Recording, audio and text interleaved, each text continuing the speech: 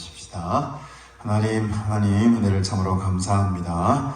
오늘 이렇게 또 대림절 셋째 주일을 보내면서 또 하나님께 주신 은혜 또 사모하며 오예배에 또 이렇게 왔습니다. 하나님께서 우리의 발걸음을 인도해 주셨사오니 이 시간 하나님의 은혜 부어주시고 또 주의 귀한 말씀으로 은혜 나누며 또 찬양하며 나아갈 때에 또 하나님의 음성 듣게 하시고 또 성령으로 충만한 시간 될 수 있도록 하나님 우리와 함께하여 주시옵소서. 감사드리오며 예수님의 이름으로 기도드리옵나이다. 아멘. 우리 찬송가 280장 천부여 의지 없어서 함께 찬양해 주십시다.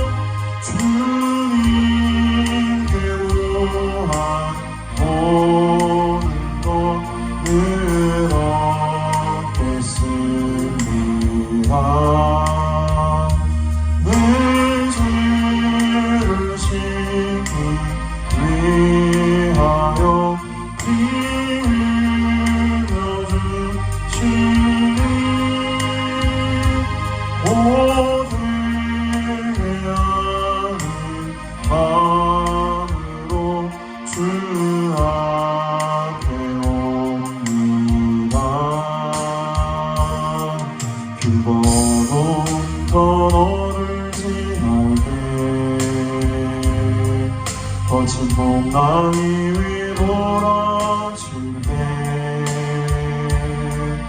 모든 소망이 사라졌을 때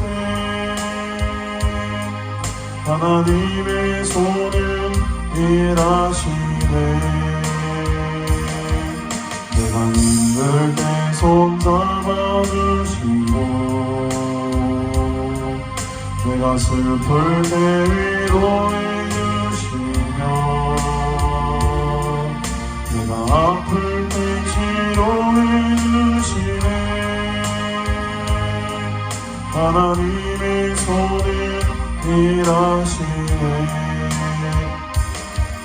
그 손이 나를 지켜주시네 그 손이 나를 인도하시네 그 손이 나를 도와주시네 하나님의 손은 심이 없네 그 손이 붙잡히니 해라 손이 이끌리니 해라 그 손에 세워지니 해라 하나님의 손은 심이 없네 기모든 터널을 지날 때 거친 풍랑이 휘몰아치네 모든 소망이 사라졌을 때 하나님의 손은 일하시네 내가 힘들 때 손잡아주시고 내가 슬플 때 위로해주시며 내가 아플 때 치료해주시네 하나님의 손이 일하시네 그 손이 나를 힘줘주시네 그 손이 나를 인도하시네 그 손이 나를 도와주시네 하나님의 손은 심이 없네 그 손을 붙잡히니 해라 그 손이 이끌리니 해라 그 손에 세워지니 해라 하나님의 손은 심이 없네 그 손이 나를 만져주시네 그 손이 나를 안아주시네 그 손이 나를 도와주시네 하나님의 손은 심이 없네 그 손에 치유를 미래라 그 손이 이끌리라 손에 사랑하니 해라 하나님의 손은 심이 없네 보라 너희는 두려워 말고 보라 너희를 인도하네 보라 너희는 지치지 말고 보라 너희를 구원한 날에 너희를 치러 적은 어디 있느냐 너희를 옹르다 원수는 어디 있느냐 보라 하나님 구원이 보라 하나님 능력이 너희를 위해서 싸우시는 주의 손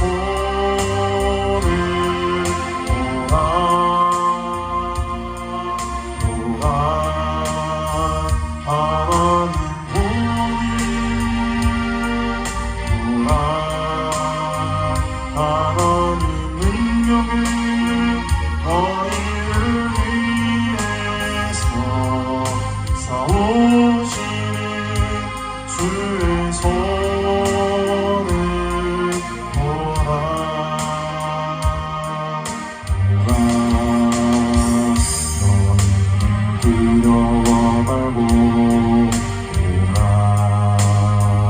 너희를 인도하리 오라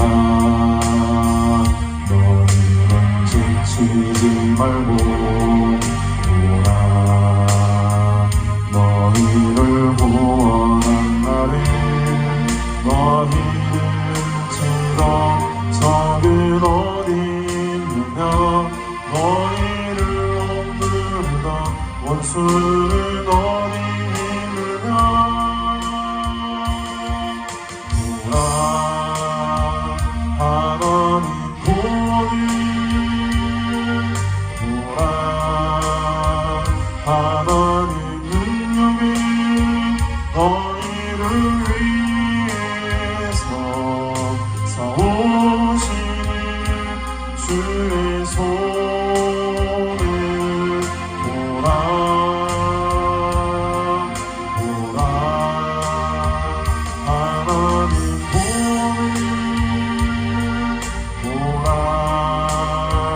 하나님 능력이 너희를 위해서 싸우시니 주의 손을 다시 한번 보라 너희는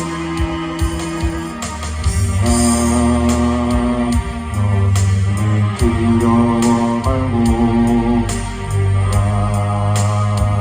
너희를 인도하리 오라 너희는 지치지 말고 오라 너희를 구원한 날에 너희를 치러 적은 어디 있느냐 너희를 억누르다 원수는 어디 있느냐 오라 하나님 구원을 오라 하나님 능력이 너희를 위해서 싸우시니 주의 손을 보라 보라 하나님 구원을 보라 하나님 능력이 너희를 위해서 싸우시니 주의 손을 보라 보라 하나님 구원을 보라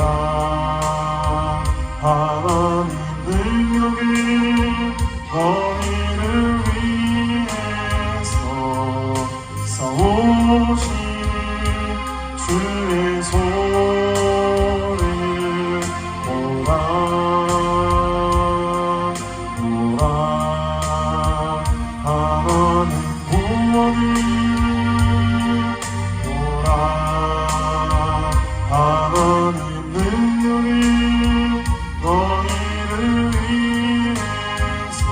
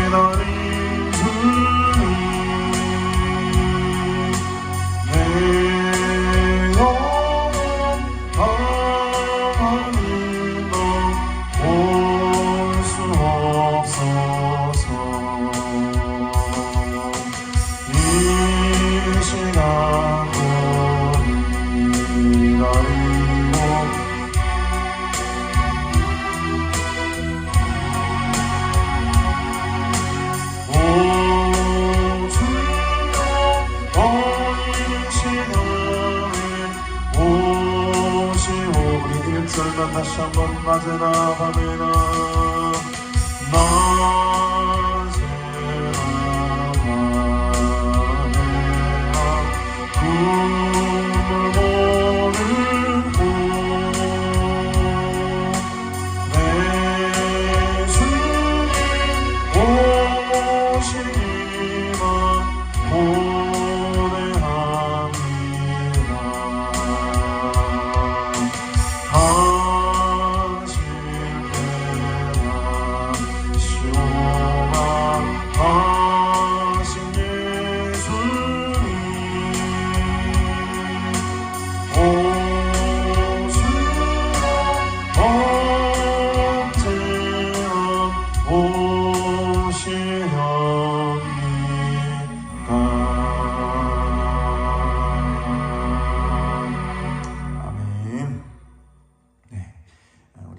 대림절을 보내고 있는데 주님 언제 오시렵니까?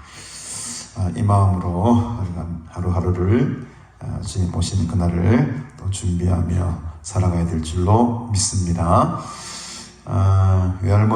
제 외할머니 무릎을 제가 베고 잠을 자면 늘 부르던 우리 할머니 18번 곡이었습니다. 어린 저에게 마음속에 참 기억 속에 많이 남아있는 찬양인데 그때 할머니가 왜 이 노래를 그렇게 많이 부르셨을까? 지금도 잘 모르겠어요. 아마 주님 오시는 그날을 간절히 소망하셨겠죠. 그 마음으로 찬양을 많이 부르셨던 것 같습니다.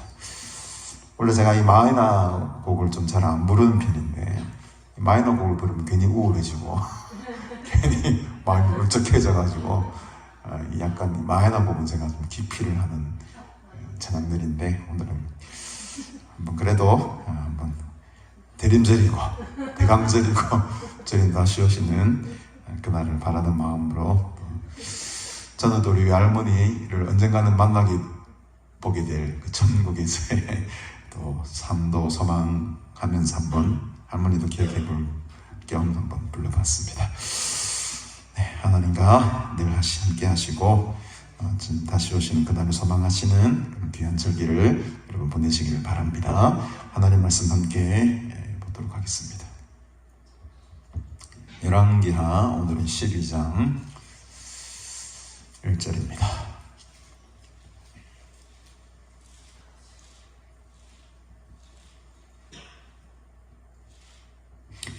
열왕기하 12장 1절부터 마지막 절까지 여호의 제7년에 요아스가 왕이 되어 예루살렘에서 40년간 통치하니라. 그의 어머니의 이름은 시비아라 브엘세바 사람이더라.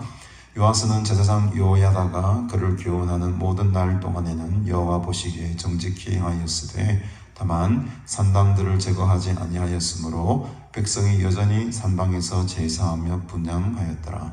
요아스가 제사장들에게 이르되 여호와의 성전에 거룩하게 하여 드리는 모든 은 곧 사람이 통용하는 은이나 각 사람의 몸값으로 드리는 은이나 장원하여 여호와의 성전에 드리는 모든 은을 제사장들이 각각 아는 자에게서 받아들여 성전의 어느 곳이든지 파손된 것을 보거든 그곳으로 수리하라 하였으나 요아스 왕 제23년에 이르도록 제사장들이 성전의 파손한 데를 수리하지 아니하였는지라. 요아스 왕의 대제사장 여호야다와 제사장들을 불러 이르되 너희가 어찌하여 성전의 파손한 데를 수리하지 아니하였느냐. 이제부터는 너희가 아는 사람에게서 은을 받지 말고 그들이 성전의 파손한 데를 위하여 드리게 하라. 제사장들이 다시는 백성에게 은을 받지도 아니하고 성전 파손한 것을 수리하지도 아니하기로 동의하니라. 제사장 여호야다가 한 궤를 가져다가 그것의 뚜껑에 구멍을 뚫어 여호와의 전문 어기 오른쪽 곳 제단 옆에 두매 여호와의 성전에 가져오는 모든 은을 다 문을 지키는 제사장들이 그 궤에 넣더라. 이에 그 궤 가운데에 은이 많은 것을 보면 왕의 서기와 대제사장이 올라와서 여호와의 성전에 있는 대로 그 은을 계산하여 봉하고 달아본 은을 일하는 자 곧 여호와의 성전을 맡은 자의 손에 넘기면 그들은 또 여호와의 성전을 수리하는 목수와 건축하는 자들에게 주고 또 미장이와 석수에게 주고 또 여호와의 성전 파손한 데를 수리할 제목과 다듬은 돌을 사게 하며 그 성전을 수리할 모든 물건을 위하여 쓰게 하였으되 여호와의 성전에 드린 그 은으로 그 성전의 은대접이나 불집게나 주발이나 나팔이나 아무 은그릇이나 은그릇도 만들지 아니하고 그 은을 일하는 자에게 주어 그것으로 여호와의 성전을 수리하게 하였으며 또 그 은을 받아 일꾼에게 주는 사람들과 회개하지 아니하였으니 이는 그들이 성실히 일을 하였음이라. 속건제의 은과 속죄제의 은은 여호와의 성전에 드리지 아니하고 제사장에게 돌렸더라. 그때 아람 왕 하사엘이 올라와서 가드를 쳐서 점령하고 예루살렘을 향하여 올라오고자 하므로 유다 왕 요아스가 그의 조상들 유다 왕 여호사밧과 요람과 아시아가 구별하여 드린 모든 성물과 자기가 구별하여 드린 성물과 여호와의 성전 곳간과 왕궁에 있는 금을 다 가져다가 아람 왕 하사엘에게 보냈더니 하사엘이 예루살렘에서 떠나갔더라. 요아스의 남은 사적과 그가 행한 모든 일은 유다 왕 역대지락에 기록되지 아니하였느냐. 요아스의 신복들이 일어나 반역하여 실라로 내려가는 길 가에 밀로 궁에서 그를 죽였고 그를 쳐서 죽인 신복은 시므아스의 아들 요사갈과 소멜의 아들 요사바드였더라. 그는 다윗 성에 그의 조상들과 함께 장사되고 그의 아들 아마시아가 그를 대신하여 왕이 되니라. 아멘. 오늘은 요아스 왕의 통치에 대해서 좀 보게 될 것입니다. 특별히 남유다 왕 요아스라는 제목을 제가 붙였죠. 남유다 왕 요아스. 왜 그랬냐면 이 비슷한 이름이 북이스라엘 왕 중에도 요아스라는 왕이 또 있죠. 13장 바로 다음 장에 등장하게 됩니다. 그래서 이제 이 요아스라는 이름이 두 군데 남유다에도 나오고 북이스라엘에도 나오기 때문에 이것을 구분하기 위해서 남유다의 요아스 왕이라는 제목을 제가 붙인 것입니다. 여러분, 요아스가 어떤 왕입니까? 죽다 살아난 왕이죠. 사실은 할머니였던 누굽니까? 아달랴라는 여왕의 손에 이미 죽임을 다 당했어야 할 목숨입니다. 이 아달랴가 어떻습니까? 아주 악한 여왕인데 이 손자들까지 다 씨를 말라버리지 않습니까? 다 죽여버리지 않습니까? 근데 그때 고모였던 요세바라는 고모가 있었어요. 이 요세바가 이 요아스를 어떻게 합니까? 아주 어릴 때 숨기죠. 성전에 숨겨서 6년, 7년 정도를 숨깁니다. 그리고 그 요세바의 남편이었던 대제사장 여호야다라는 사람이 일어나서 드디어 아달랴를 제거하고 이 요아스, 어떻게 보면 조카죠. 어린 조카를 왕에 세우지 않습니까? 이게 11장의 내용이었습니다. 그래서 아주 어린 나이에 이 요아스가 유다 왕의 자리에 올라가게 되죠. 그래서 여기 이제 1절에 나오는 예후는 지금 북이스라엘의 왕입니다. 이 예후의 제7년에 남쪽에서는 이 요아스라는 아주 어린 왕이 이제 왕자리에 오르게 되지요. 근데 몇 년 동안 다스리냐 했더니 무려 40년간을 통치하게 됩니다.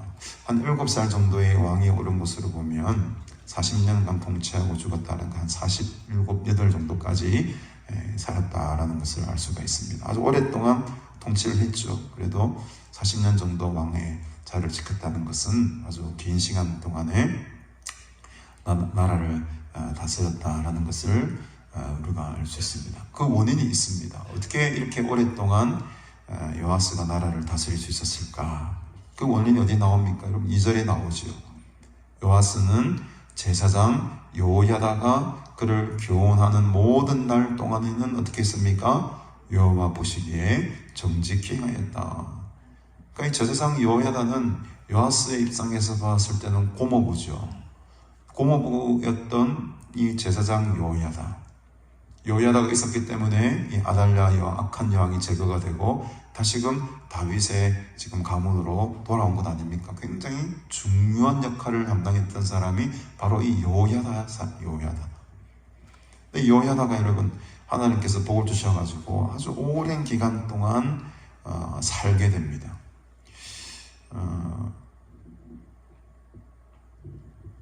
거의 100살 넘어까지 살았다고 하죠. 제가 이런 기록을 해놨는데 지금 어디 있는지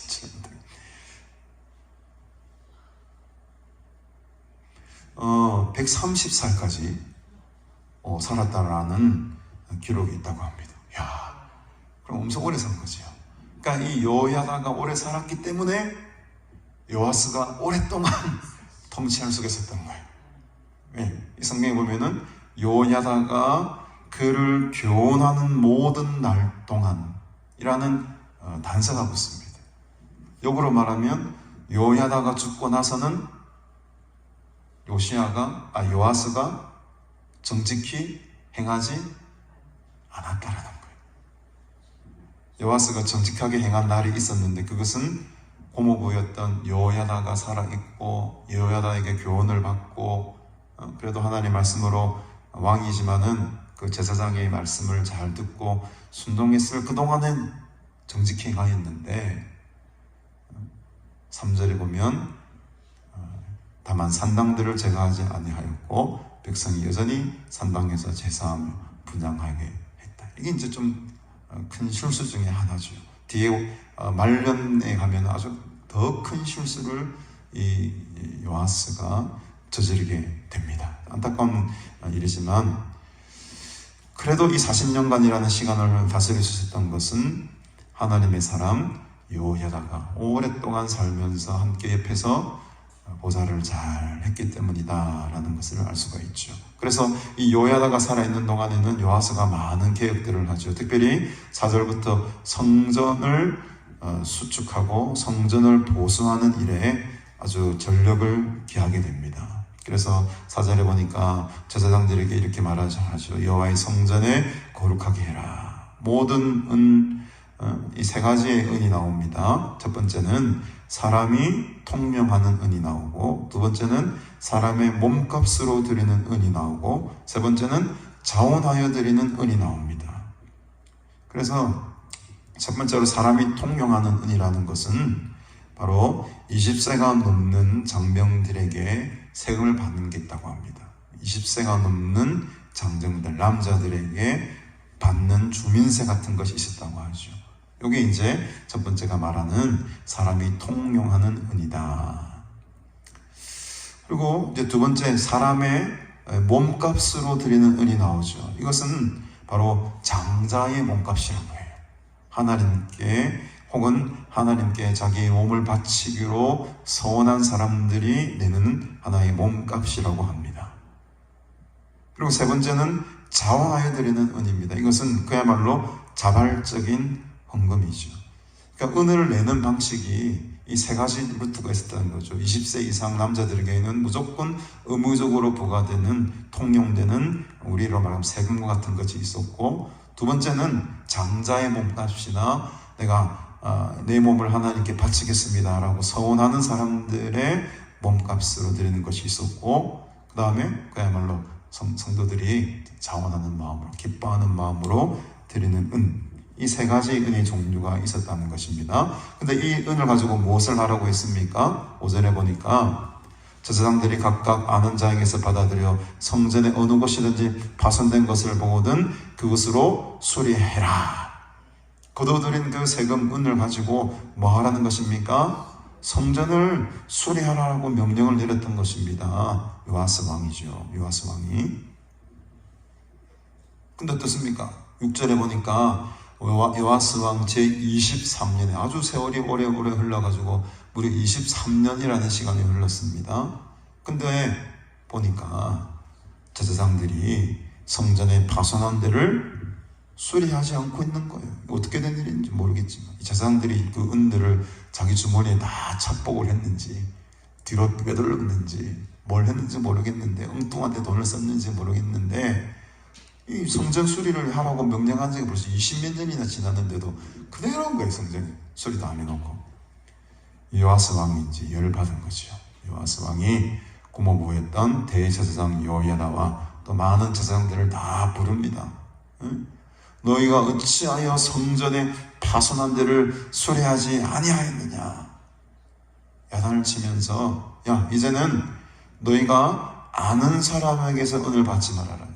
그러니까 이 제사장들이 5절에도 보면 각각 아는 자에게서 받아들였다라고 합니다. 이게 어떤 의미를 가지고 있는지 모르겠습니다만 전체적인 백성들을 대상으로 이렇게 전체적인 은을 거두어 드린 것이 아니고 소수의 어떤 몇몇 아는 사람들에게만 이렇게 은을 이렇게 거두어 드려다 보니까 은 자체가 작을 수도 있고 공사를 수리할 수 있는 많은 어떤 자금이 확보되지 못한 측면도 있었던 것 같아요. 그래서 이제는 다시는 너희들에게 이 은을 거두어 드리는 일 맡기지 않겠다라고 왕이 결단을 내립니다. 다시는 백성에게 8절에 보니까 다시는 백성에게 은을 받지도 말아라. 그리고 너희들 이 성전 파손하는 것 수리하는 일에 손 떼라. 제사장들에게 엄명을 내립니다. 왕의 결단이죠. 지금 가만 보니까 이것들이 일은 안 하고 말이지. 돈은 제대로 걷지도 못하고 거두어둔 돈 가지고 하라는 일은 안 하고 헛짓거리하고 엉뚱한 다른 데 막 돈을 쓰고 앉아 있으니까 딱 손대라 막 막아버린 거예요. 왕의. 우리나라도 이런 좀 강력한 좀 탁 명령을 국회 해산해라. 국회 해산 명령을 내리는 사람이 아무도 없어요. 이 땅에 무소불위의 권력 기관이 되어버렸습니다. 지금 국회가 모든 것을 탄핵해 버립니다. 재판관도 탄핵, 검사도 탄핵, 무슨 국회의원 나 잘못 보이면 그냥 날아가는 게 지금. 근데 이 당시는 그 권한이 누구예요? 요아스에게서는 왕이. 야, 너희 가만 보니까 일을 똑바로 안 하네. 손 떼. 성전 수리하는 거 손 떼라. 너희들 돈 받지 마라. 그래서 어떻게 특단의 조치를 내립니까? 9절에 보니까 제사장 여호야다가 한 궤를 가져다가 그것에 뚜껑에 구멍을 뚫어놓고 여호와의 전문 어기 오른쪽 쪽 그 제단 옆에 딱 갖다 둡니다. 그냥 너희들 직접 거두지 말고 어떻게 하라는 거죠? 이 성전에 들어오는 많은 사람들이 자발적인 마음으로 감동되는 마음으로 그 통에 헌금을 하는 거죠. 그래서 여호와의 성전에 가져오는 모든 은을 다 문을 지키는 제사장들이 그 궤에 넣게끔 합니다. 그랬더니 백성들이 이제 불투명한 저 제사장들에게 내가 은을 주는 것보다야 투명하게 보이는 이 궤에다가 넣으니까는 사람들이 막 헌금을 하기 시작하는 거예요. 우리도 그렇죠, 여러분. 어디 자선단체나 이렇게 기부를 할 때 저 자선단체가 무슨 일을 하는지 전혀 알 수가 없어. 그런데 여러분 기부를 선뜻 할 수 있습니까? 잘 못하는 거예요. 그러나 내가 기부한 그 돈들이 어떻게 쓰이고 어떻게 좋은 일에 쓰였는지가 딱 명확하게 나오고 예산과 결산서가 딱 보고가 되고 이런 투명한 곳에는 어떻게 합니까? 마음 놓고 기부할 수 있지 않습니까? 믿고 기부할 수가 있잖아요. 백성들이 그랬던 것 같아요. 저 믿을 수 없는 자선 자기들 맨날 주머니에만 저 인간들에게 뭐 한다고 우리가 은을 내냐? 안 된다는 자원하지 않는다. 근데 이제부터는 그 중간 단계를 딱 없애버리고 다이렉트로 이 교회에다가 바로 놓고 그게 바로 집행이 되는 것을 백성들이 눈에 보이니까 아, 내가 낸 헌금이 정말로 성전 수리에 쓰이는구나 라는 것이 눈에 보이죠, 이제는. 그러니까 막 백성들이 막 그 교회에다가 은을 막 집어넣는 거죠. 헌금을 하는 거죠. 그래서 이 은을 모아다가 어떻게 합니까? 그 은을 일하는 자 11절에 보니까 곧 여호와의 성전을 맡은 자의 손에 넘기면 그들은 또 여호와의 성전을 수리하는 목수와 건축한 자들에게 주고 미장이와 석수에게 주고 여호와의 성전 파선한 데를 수리할 제목을 사고 다듬한 돌을 사고 굉장히 이제 일이 어떻게 됩니까? 투명하게 되는 거예요. 내가 볼 때는 이 제사장들이 돈을 자기들 주머니에 넣고 일하는 사람들에게, 목수에게, 수리하는 자들에게, 석수에게, 미장이들에게 제대로 은금을 지급 안 한 거예요. 재료를 사지 않은 거예요. 돌도 사야 되고 나무도 사야 되고 여러 가지 재료도 사야 되는데 다 그냥 모르는 척하고 있다고요. 근데 이제 이렇게 직접적으로 일하는 사람들에게 보수가 주어지고 보상이 주어지니까 일이 착착 진행이 되는 거죠. 그래서 14절에도 그런 말이 나오지 않습니까? 그 은을 일하는 자에게 주어라. 일하는 자에게. 그동안에는 일하는 자에게 그 은이 주어지지 않았다는 것이죠. 엉뚱한 데 쓰였다는 것입니다. 그 대표적인 예가 13절에 나오는데 여호와의 성전에 드린 그 은으로 성전의 은 대접이나 불집게나 주발이나 나팔이나 아무 금그릇이나 은그릇도 만들지 말아라 아니라고. 그 욕으로 말하면은 그 은들을 지금 어디에 썼다는 겁니까? 은 대접이나 만들고 뭐 불집게 만들고 나팔 만들고 하는 데는 하지 않고 원래 이 목적은 뭡니까? 성전을 수리하는 게 목적이잖아요. 근데 거기 하라는 일은 하지 않고 엉뚱한 데 쓴 거예요. 사실은 대접이나 만들고 그릇이나 만들고 물론 그게 잘못됐다는 것은 아니지만 사실 그게 우선순위가 아니라는 거죠. 여러분 이 나라 예산을 짜는 것도 그렇습니다. 이 돈을 국회에서 예산을 짜는데 정말 국가적으로 먼저 필요한 사업이 있고 먼저 투입될 제목들이 있지 않습니까? 그것들은 다 그냥 다 빼버려요. 그리고 뭐합니까? 엉뚱한데 자기 그냥 배부르는데 거기에만 예산을 막 늘어놓는 거죠, 여러분. 이게 정말 올바른 국회입니까, 여러분? 저는 국회를 탄핵해야 된다고 당당하게 주장합니다. 국회를 탄핵해라. 아멘입니까, 여러분? 국회를 탄핵해. 자기들 배는 버리고 정말 써야 될 때 나라를 고치고 나라를 수리하고 나라의 재정 상태를 튼튼하게 돈 벌어오는 이런 일들에는 다 까버려요. 석유 그 대표적인 예로 뭐 대왕고래 사업이라고 하지 않습니까? 울산 앞바다에 저기 미국과 일본과 우리나라 세 개 나라가 협력을 해가지고 이제 시출을 하지 않습니까? 그게 수천억의 이제 돈이 들어가게 되는데 그 예산을 뭐 5억 잡아놨어. 5억. 하지 말라는 거지, 그 일. 그래서 속이 터져 나오면 이 정부가 막 잘한다고 박수 쳐주니까 기분 나쁘다는 거지. 국가를 먹여 살려야 될 그 사업에 투자해야 될 돈들을 다 삭감시키고 국회의원 월급들은 팍 올려놓고 뭡니까 이게 지금?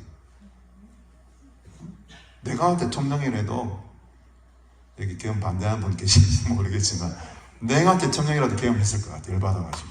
뭡니까 국회가 지금? 예? 국회를 탄핵하자. 나도 잘 잡아간가는 모르겠다.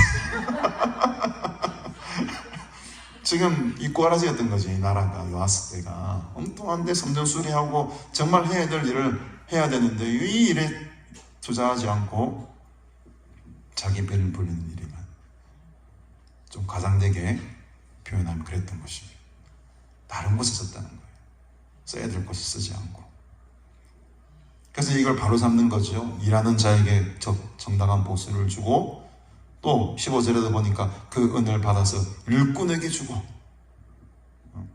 일꾼에게 주는 사람들과 이 말을 그죠. 일꾼에게 주는 사람들과 회개하지 않고 이는 그들이 성실히 일을 하야 돼. 그러니까 딜을 하지 않고 성실히 일을 하는 사람들에게는 바로 그냥 다이렉트로 그 일꾼들에게 다 보상을 해주었다는 겁니다. 얼마나 신이 났겠습니까? 일하는 사람들도 최선을 다해서 열심으로 이 성전 수리하는데 기쁨과 감사함, 사명감을 가지고 일했지 않겠습니까? 이렇게 성전을 수리하는 일을 요아스가 열심히 초반에 사역 때는 열심히 잘했었어요. 여기까지는 잘한 일. 근데 이제 17절부터 좀 아쉬운 장면들이 등장하게 됩니다. 성전이 수리하는 시간이 많이 흘러갔죠. 이제 여호야다도 나이가 많고 죽었습니다. 이제 역대하에 보면 워낙 이 여호야다가 잘 섬겼기 때문에 아무나 들어갈 수 없는 다윗성의 여러 왕의 묘실 중에 장사되었다라고 역대하 24장에는 기록을 하고 있어요. 그만큼 이 여호야다가 이스라엘에게 미친 영향력이 대단했다는 겁니다. 그 다윗성의 그 여러 왕들의 묘실 중에 왕들도 잘 통치를 못하면 거기 들어가지 못하는 경우가 많은데, 왕도 아니었던 여호야다가 이 왕의 묘실 중에 장사가 될 정도로 아주 이 여호야다는 마지막 생을 아름답게 마무리를 하게 됩니다. 근데 문제는 이 여호야다가 죽자마자 문제가 터지기 시작하죠. 유다의 백성들이 여호와에게 찾아와서 우상 숭배를 합시다. 성전 예배를 중단합시다. 이런 어리석은 일들을 왕에게 막 구하게 됩니다. 그 대표적인 선제자로 하는 사람, 제사장 한 사람이 바로 이 여호야다의 아들이 있었습니다. 여호야의 아들이니까 이 여호야의 아들도 제사장 직분을 이어받았겠지요. 그 여호야다의 아들이었던 스가랴가 담대하게 지금 왕 앞에서 외치는 거죠. 우리 한번 찾아볼까요? 우리 역대하 이 본문 한번 찾아봐야 될 것 같습니다. 역대하로 넘어가서 24장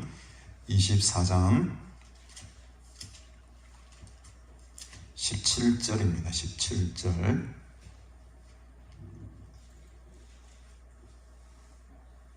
보십시다. 여호야다가 죽은 후에 이제 유다가 죽었습니다. 유다 방백들이 와서 어떻게 합니까? 왕에게 절하면서 왕이 그들의 말을 듣고 그의 조상들의 하나님 여호와의 전을 버리고 아세라 목상과 우상을 섬겼다. 유다의 방백들이 와가지고 막 꼬시는 거죠. 이게 요아스가 넘어가 버립니다.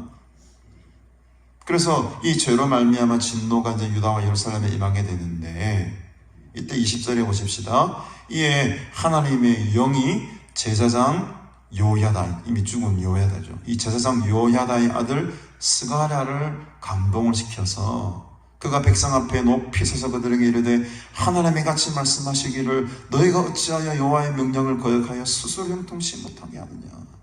너희가 여호와를 버렸으므로 여호와께서도 너희를 버리셨느니라 라고 하면서 이 여호야다의 아들이었던 스가랴가 역시 부전자전이야. 그 아버지, 그 아들이 지금 우상 숭배를 하려고 마음을 돌이키고 있는 그 요아스 왕과 백성들에게 하나님의 말씀을 대언하기 시작합니다. 어찌하여 여호와의 명령을 거역하느냐. 너희가 여호와를 버렸으므로 여호와께서도 너희를 버리실 것이다. 죽음을 각오하고 외칩니다. 결국 21절에 보십시다. 무리가 함께 꾀하고 왕의 명령을 따라 그를 여호와의 전 뜰 안에서 돌로 쳐 죽여버려요. 왕의 명령을 따랐다고 합니다. 요아스가 명령을 내린 거예요. 스가랴 돌로 쳐 죽여라. 엄밀히 말하면 스가랴는 여호야다와 요아스와 지금 무슨 관계일까요? 그러면 외사촌. 그렇잖아요. 여호야다의 아들 아닙니까? 여호야다는 고모부잖아요. 고모의 아들인 거예요. 고모의 아들. 그러면 고모의 아들이면 외사촌 맞나? 친사촌인가 외사촌인가? 외사촌. 친사촌. 헷갈리나 왜 이래. 하여튼간 사촌지간에 사촌 동생쯤 됐을까요? 사촌 형님쯤 됐을까요? 사촌 형님쯤 됐을지도 모르겠네요. 나이로 보면. 그 스가랴를 어디서 죽입니까? 그것도 여러분 밖에서 죽이는 것도 아니고 그 거룩한 여호와의 전뜰 안에서 죽입니다. 이거는 여호와의 전뜰에 시체를 갖다 놓지도 않고 거기는 살인적인 행위를 해서도 안 되는 곳이 거룩한 곳입니다. 얼마나 마음이 급했으면 그 제사장 밖에 나가서 처형이라도 아니고 그 거룩한 여호와의 전 가족들 안에서 사촌형이었던 스가랴를, 그것도 대제사장이었던 스가랴를 요아스가 죽이게 됩니다. 22절에 보니까 요아스 왕이 이와 같이 스가랴의 아버지 요야다, 고모부지요, 요야다가 베푼 은혜를 기억하지 아니하고 그의 아들을 죽이니 그가 죽을 때에 이르되 여호와는 감찰하시고 신운하여 주옵소서라고 하면서 눈을 감습니다. 이게 지금 요아스의 말년의 안타까운 모습인 거죠. 이러한 모습으로 인해 가지고 하나님이 진노를 하시는데, 그 진노의 방법이 바로 오늘 본문으로 다시 돌아오시면 17절부터 아람 왕이라는 하사엘을 들어 올려서서 이 전쟁을 일으키죠. 이 전쟁이 왜 일어났나 했더니 바로 역다에 나오는 이러한 사건들 때문에 하나님이 지금 진노를 하신 겁니다.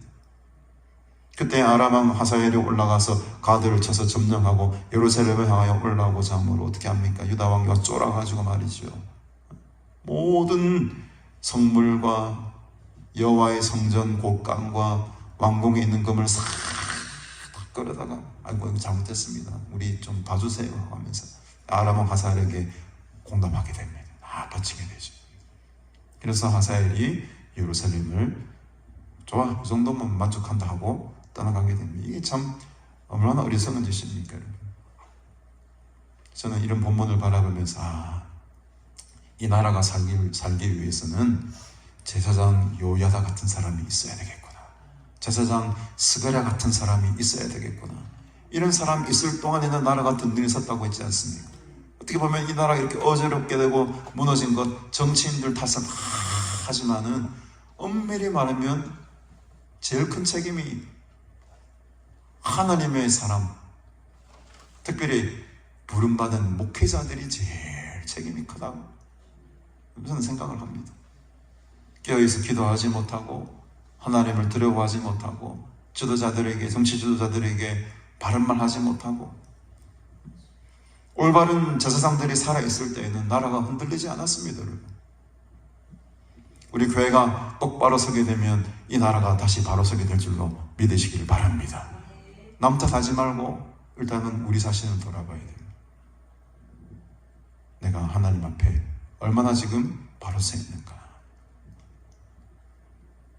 전쟁은 끝났지만 요아스의 신복들이 일어나서 반역을 하기 시작하죠. 20절에 보니까 요아스의 신복들이 일어나 반역하여 신라로 내려가는 길가에 밀로궁에서 그를 죽여버립니다. 왜 반역했을까요, 여러분? 그렇게 신실했던 요야다, 그리고 그렇게 신실했던 요야다의 아들 스가랴를 죽였잖아요. 그 모습을 바라보고 있던 신하들이 저 요아스 저렇게 가만두면 안 되겠다, 저렇게 가만두면은 이 나라 진짜 넘어가겠다. 그러니까는 여러분, 미움은 미움을 낳고 원수는 원수를 낳게 마련입니다. 자기가 뭐 힘 있을 때에 칼을 휘둘리죠. 그 뭐 다 잘 될 것 같습니까, 여러분? 분명하게 그 휘두른 칼의 대가를 다시 받게 되어 있다는 거예요. 그래서 이 요아스는 불행하게도 이 아람 군대와의 전쟁, 이 하사엘과 막 전쟁을 치르는 동안에 부상을 입게 되는데, 그 치료를 하기 위해서 밀로궁이라는 곳으로 지금 오고 있었는데, 그 밀로궁, 치료를 받기 위해서 잠시 머문 그 밀로궁에서 신하들의 신복들의 반역으로 말미암아 그 자리에서 죽게 됩니다. 그래서 그를 쳐서 죽인 신복은 시므아스의 아들 요사갈, 소멜의 아들 요사바드였더라 라고 하면서, 어떻게 보면 안 좋게 말하면 암살자고 어떻게 말하면 형평 갈 수도 있겠죠. 이 사람들이 요아스를 죽이게 되죠. 그리고 그의 아들 아마샤가 그를 대신하여 왕이 된다라는 것이 오늘 이 전체 장의 요아스의 긴 40년 통치의 요약입니다. 보십시오. 처음에는 잘했죠. 성경 수리도 열정적으로 하고 나라의 기틀을 바로잡기 위해서 애를 많이 썼습니다. 초반 한 30년 정도. 그러나 요야다가 죽고 나서부터 점점 흔들리기 시작합니다. 여호와의 방백들, 백성들의 소리에 막 여론의 귀를 기울여. 여러분, 여론에 너무 우리의 마음 빼앗기면 안 됩니다. 여론이 다 옳은 게 아니에요. 그 여론에 막 들들들들 떨면서 이게 지금 왕의 마음이 흔들려. 저 사람들의 마음을 내가 만족하게 못하면 내 왕자리가 위태위태한데. 딱 원칙을 가지고 진리의 길을 쫓아 살아야 되는데, 이게 막 사람들의 방백들이 막 찾아오고 우상 섬기자고 막 들이대니까는 마음이 막 연약해지는 거예요. 불안해지는 거예요. 혹가닥 넘어가니까는 눈이 뒤집혀 버리니까 자기 사촌 숟가락까지 죽이는 엄청난 일을 벌이지 않습니까, 여러분? 말레네는 이렇게 아주 비참하게 전쟁을 통하여서 부상을 당하고 자기 믿었던 그 부하들에게 오히려 죽임을 당하게 되는 비참한 치유를 맞이한 모습을 보면서 여러분 무엇을 느끼십니까? 여러 가지 우리가 느끼고 또 교훈 받아야 될 점도 많이 있지만, 가장 중요한 것은 우리 마음속의 중심을 잃어버리지 않아야 되겠다.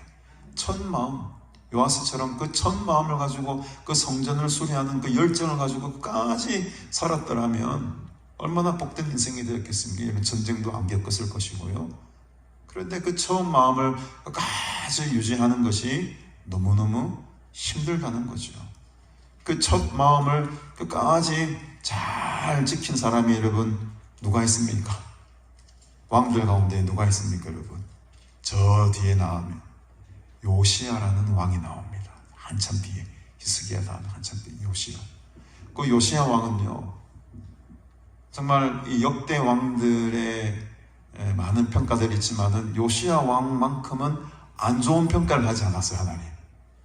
같이 처음부터 마지막 그 죽는 순간까지 한결같이 하나님의 길을 따라갔던 왕으로 성경은 묘사하고 있습니다. 그래서 저는 우리가 요아스 왕도 참 잘한 부분도 있지만 이 첫 믿음을 마지막 끝까지 지켜나가는 것이 이토록 힘든 일이구나. 영적인 싸움에서 지치지 않고 실패하지 않고 끝까지 경주하는 일이 쉬운 일이 아니라는 사실을 우리가 여러 성경의 증거와 특별히 이 왕들의 통치의 모습을 바라보면서 느낄 수 있는 점인 것 같습니다. 그래서 여러분, 우리가 지금도 여러 가지 시험들, 또 이 마지막 시대를 경험하면서 정말 보지 못할 여러 가지 상황들도 우리가 경험하고 보게 되지만, 그렇다고 여러분 우리의 마음이 흔들리거나 세상에 빼앗기지 않기를 주님의 이름으로 축복합니다. 굳은 마음으로, 담대한 믿음으로 그 어떤 시련과 어려운 환경 속에서도 여러분 세상의 소리에 귀를 기울이지 마시고 오직 하나님의 음성을 삼아 주의 말씀 가운데에 한 길로 걸어갈 때에 우리 인생의 마지막 그 순간까지 믿음 지키며 나아가시는 저 여러분들이 다 되시기를 주님의 이름으로 축복합니다. 기도하겠습니다.